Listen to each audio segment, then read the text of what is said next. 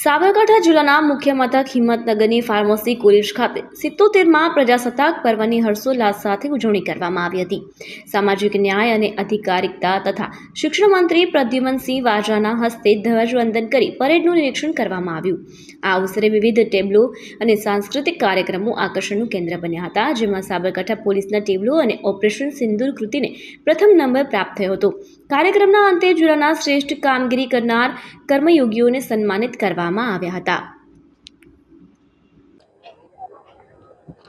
આજે સમગ્ર દેશ ભારત દેશના 77માં પ્રજાસત્તાક દિવસની ઉજવણી કરી રહ્યો છે, ત્યારે એ ઉજવણી નિમિત્તે આજે સાબરકાંઠા જિલ્લાના જિલ્લા સ્તરના પ્રજાસત્તાક દિવસ પર્વની ઉજવણી નિમિત્તે અહીંયા બધા જ ચૂંટાયેલા પ્રતિનિધિઓ, સંગઠનના હોદ્દેદારો, વહીવટી અધિકારીઓની સાથે સાથે અલગ અલગ સંસ્થાઓએ ખૂબ જ રંગારંગ સાંસ્કૃતિક કાર્યક્રમોમાં ભાગ લીધો છે।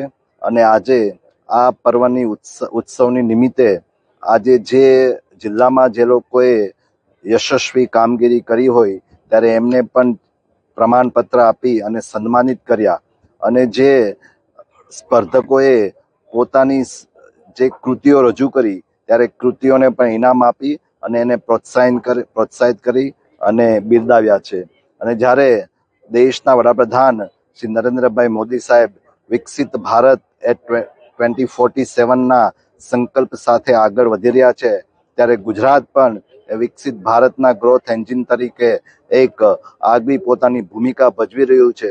ત્યારે જે ગુજરાતના જે પણ અલગ અલગ ક્ષેત્રના જે પણ સિદ્ધિઓ હતી તેની પણ આજે વાત કરી અને સૌ જિલ્લાના પ્રજાજનોને આ 77માં પ્રજાસત્તાક પર્વની ખૂબ ખૂબ શુભેચ્છાઓ પાઠવું છું।